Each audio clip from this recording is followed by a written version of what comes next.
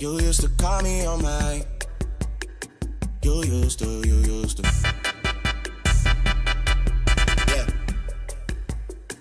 You used to call me on my cell phone. Late night when you need. Do you like water? Yeah, me too. Do you want to keep drinking water?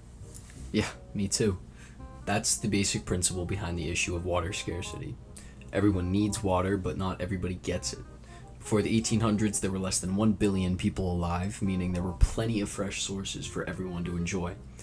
As our civilization progresses, however, there's increasingly little amounts of water to go around.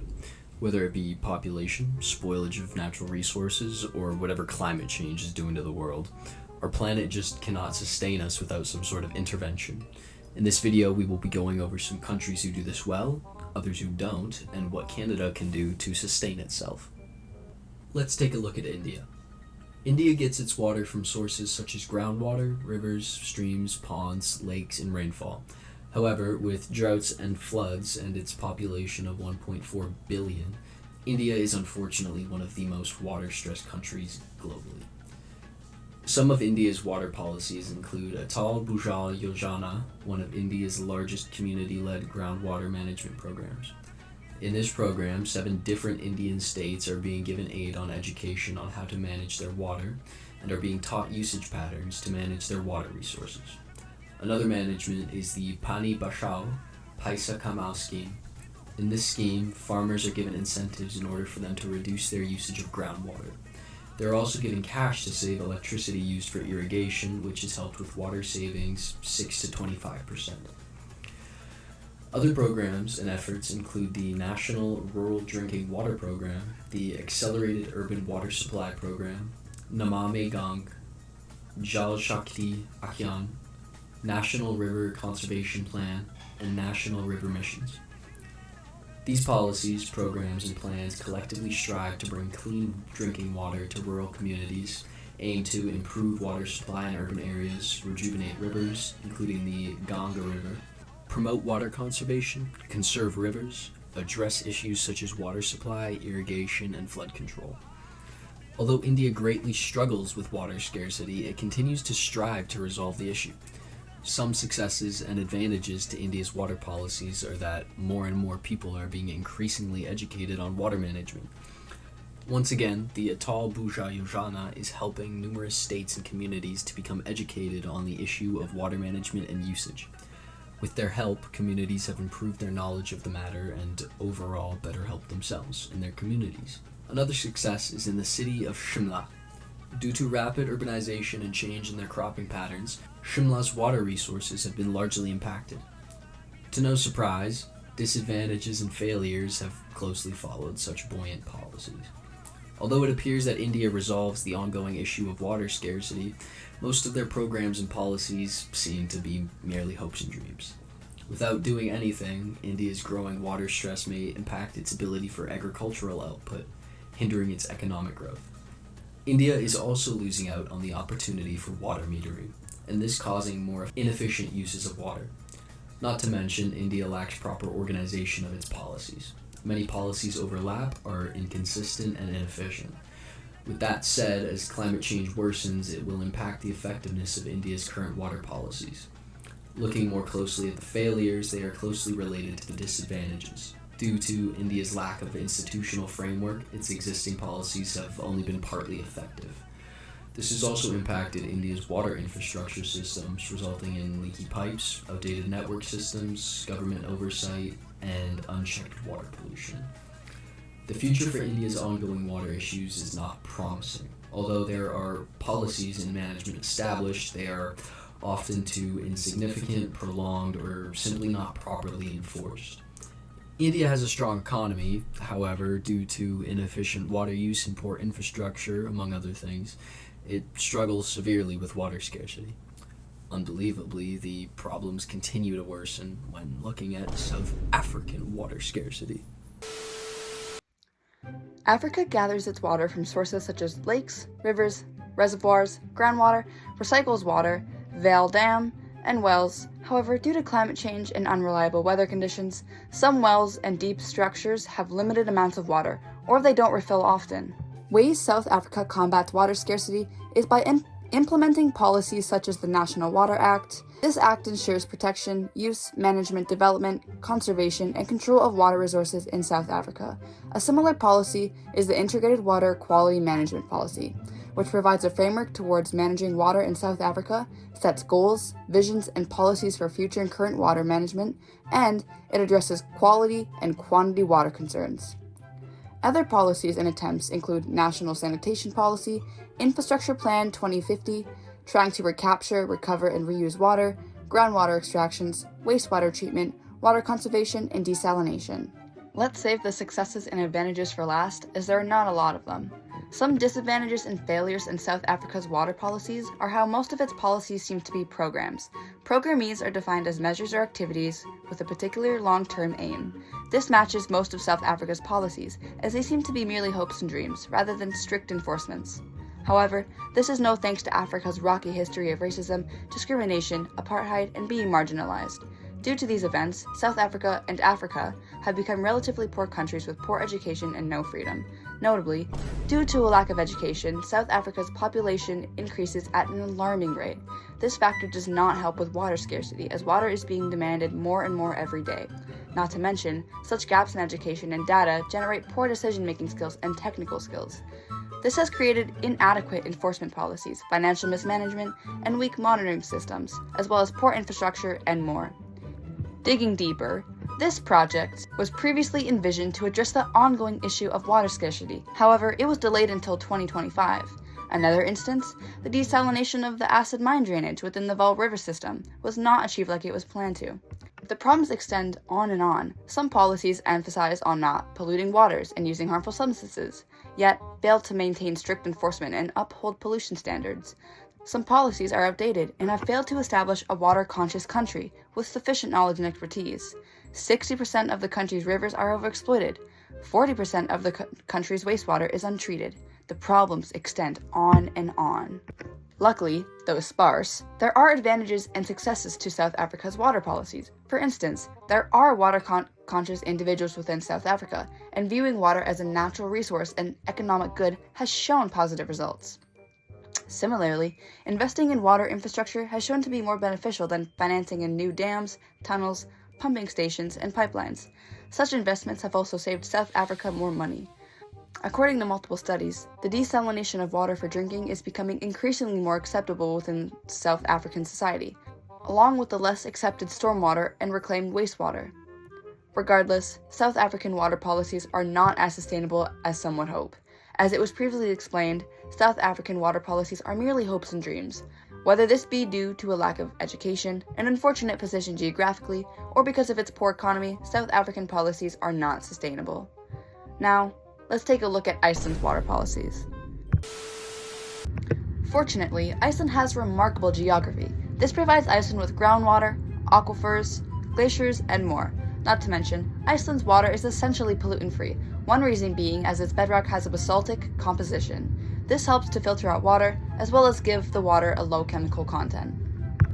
Something else to note is how Iceland utilizes its resources very well. Power from glacial rivers and geothermal steam is used for electricity production. Lakes and rivers support aquatic life, aquifers provide drinking water, and geothermal water is used for heating houses. Although Iceland naturally has superior water, it also has policies to further its quality. Most notably, Iceland is extremely mindful of its pollution and has comprehensive regulations and managements that are enforced to ensure the protection and sustainability of its water. Iceland also has a programme of measures, which outlines measures and actions to be taken to guarantee sufficient water quality. Similarly, Iceland has a collective goal, or the monitoring program, that was put in place in hopes that water will be monitored across the country. Getting more specific, Iceland has the River Basin Agreement Plan. In this plan, water is regularly monitored, data is mapped, water quality is prioritized, biological diversity is protected and preserved, and freshwater and ocean ecosystems are preserved. Another system is the Water Framework Directive, which was implemented in 2011. Some aspects that make this directive effective is its persistent reminders to ensure that water quality reaches good status, protect waters and aquatic ecology, hinder deterioration, and ensure water sustainability. More importantly, Iceland has one policy that stands out from the rest: the Act on Water Management. In this act, interconnected protection is provided to water and ecosystems, and bodies of water are assessed, reviewed, and then a plan is made to ensure water protection and sustainability. The Act on Water Management also protects surface water, groundwater, and coastal water. With that said, there are numerous advantages and successes with Iceland's policies. However, there are also disadvantages and failures. Ultimately, such factors play a role in the long-term effectiveness of its policies. Starting off, some advantages are that Icelandic water and environments are generally unpopulated due to its comprehensive regulations on pollution. This too helps with Iceland's economy, as it does not have to spend as much money on things such as desalination, purifying, and water cleaning systems. Once again, Iceland doesn't miss a chance to utilize its natural resources. Especially during seasonal melts, Icelandic glacial rivers are fed, which then contributes to Iceland's hydropower resources. As it uses its resources effectively, Iceland also saves money as it does not have to convert water into other forms for other purposes. For example, they do not have to create steam. Steam is already produced via geothermal steam. Continuing with the positives, some of Iceland's successes with its water management policies are that all, if not many of its policies implemented, have successfully preserved and conserved its water resources. Another huge success is that because of strict pollution policies, Icelandic water is very pure, and that has helped to aid with the health of Icelanders. Similarly, a study done in 2012 found that the implementation of water safety plans significantly reduced the magnitude of E. coli and diarrheal diseases found in the water. Although many good things have come out of Icelandic water policies, so have bad things. To elaborate, a worrisome disadvantage is that Icelandic relies heavily on its natural resources. With climate change becoming a significant problem, glaciers are melting at alarming rates. With that said, Iceland relies on glaciers for a large part of its electrical power. Without glaciers, Iceland would have to resort to other costly ways of obtaining electricity. Switching to alternative power sources would seriously affect their ability to maintain their pollutants and chemical balance. Some other negatives are that improved guidance is needed in operating water safety plans at water utilities, especially smaller utilities. Iceland's failures are generally similar, as without guidance in smaller water utilities, water safety plan developments are slowed down. Another failure is Iceland not reporting water incidents and general information about drinking water. With that in mind, a proper hypothesis of Iceland's successes can be made. To explain, Icelandic water management is considerably sustainable and effective. Something that helps reduce the amount of water waste is how Iceland has a minor agriculture industry. As it is known, agriculture consumes a great deal of water, but since only 5% of Iceland's population farms, wastewater from agriculture is not a problem. This also helps with filtering processes, as Iceland does not have to spend nearly as much money on recycling fertilizer-contaminated water. Furthermore, Iceland is making sure to take advantage of its abundant thermal wastewater by creating a circular economy. This helps in making sure that already sustained materials and resources are used effectively and kept within close loops. Although Iceland focuses on reducing water generation and proper water management policies, it also has a large fishery industry. This generates a slight problem as fisheries consume and waste a significant amount of water, mainly due to cleaning, descaling, gutting, unloading, and cooking the fish. Ice used to preserve the fish is also wasted when melted. Chemicals also put in the water for the fish and disinfectant purposes are also wasted and have potential to cause environmental issues. Altogether, Iceland has an impactful and sustainable water management system with more good qualities than bad. Due to Iceland's natural resources, prosperous economy, and reliable water policies, it will likely have few issues in the future, and even in the next 100 years. As of now, however, the biggest concern appears to be related to global warming, that melting glaciers will impact Iceland's ability to have efficient and cost-effective power. Next, let's take a look at the United States to see their water policies and sustainability. Although the United States does not retrieve its water primarily from glaciers, it does collect water from sources such as reservoirs, aquifers, rivers, mountain water, lakes, groundwater, and recycled water. Most notably, the lakes the United States gets its water from are the Great Lakes, Lake Superior, Huron, Erie, Montreal, and Ontario. The United States water management systems are generally more complex than Iceland's, mainly due to its increase in pollution, population, urbanization, industrialization, and more. On average, Iceland consumes roughly 75,400,000 liters of water per day, while the United States consumes a staggering 12 million liters of water per day. Because of this, the United States needs to especially stay up to date on its water infrastructure. For example, the Biden-Harris administration emphasizes a modern approach to water infrastructure investments. More specifically, it prioritizes capturing and reuses stormwater, green infrastructure, innovation structures and systems, watershed and water source protection, sanitation, and safeguarding water from climate-driven disasters. Apart from that, some other important policies are the Safe Drinking Water Act, the Water Sense Program, Environmental Protection Agency, and the Clean Water Act, to name a few. All of these acts have played a significant role in the development and management of the United States' ongoing worry of water scarcity.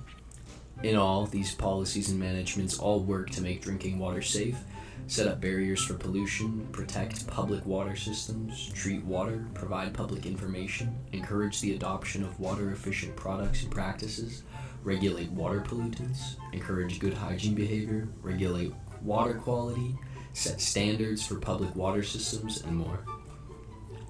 Moving forward, some advantages and successes to the United States water systems are that they create more jobs, water sustainability is increased, most people are educated on the importance of water protection and management, and more. Diving deeper, the World Bank, along with others, virtually showcased promising products and services to businesses. One business, Drinkwell, has implemented water ATM booths that provided safe drinking water to 5,100 people. Along with that, the Clean Water Act gave approximately 35,000 grants totaling $1 trillion.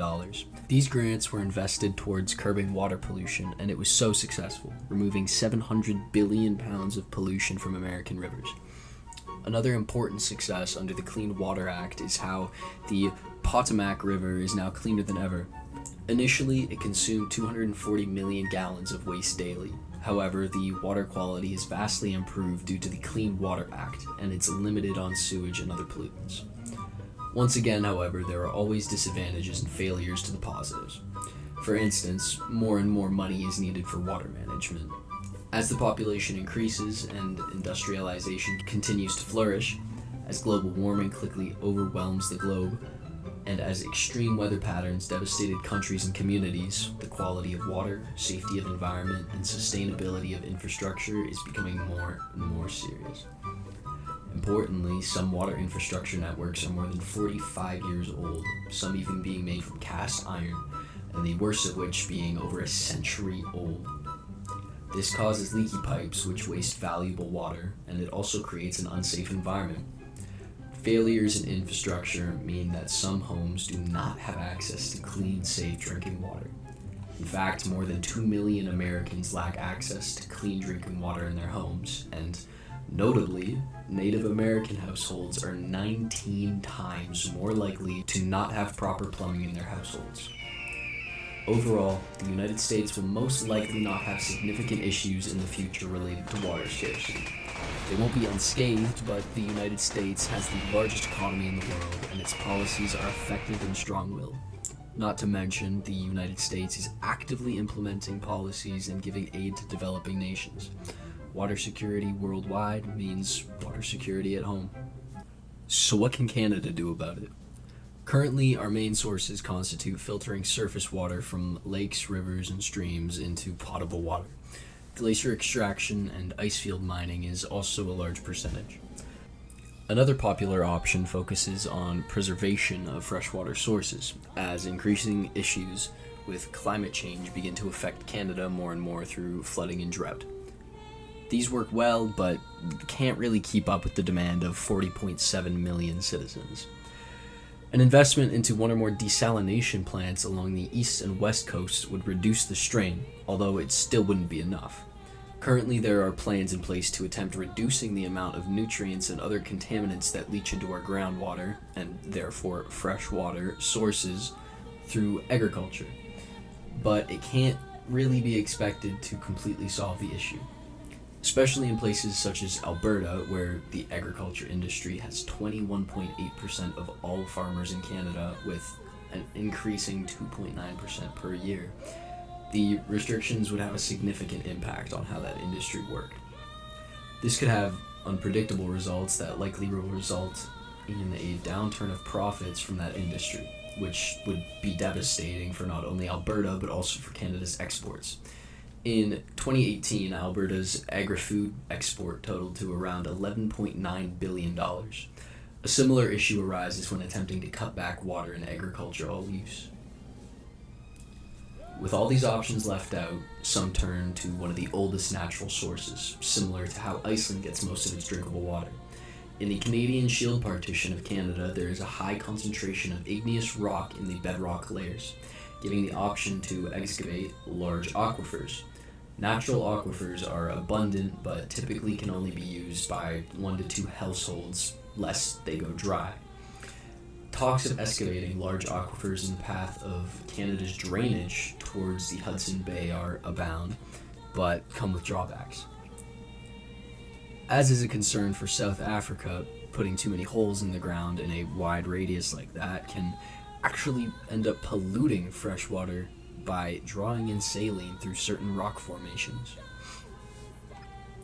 Cloud seeding is another technology that has been developed in modern times. Cloud seeding is the process of artificially creating clouds in the atmosphere by using silver iodide as a seeding crop that then acts as a sort of nuclei for the water particles.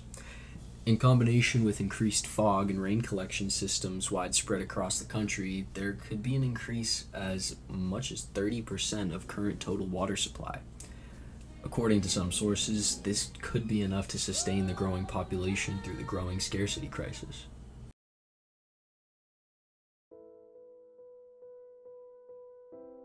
Regardless of what we decide to do about the current water situation, there's clearly an ongoing issue that cannot be ignored.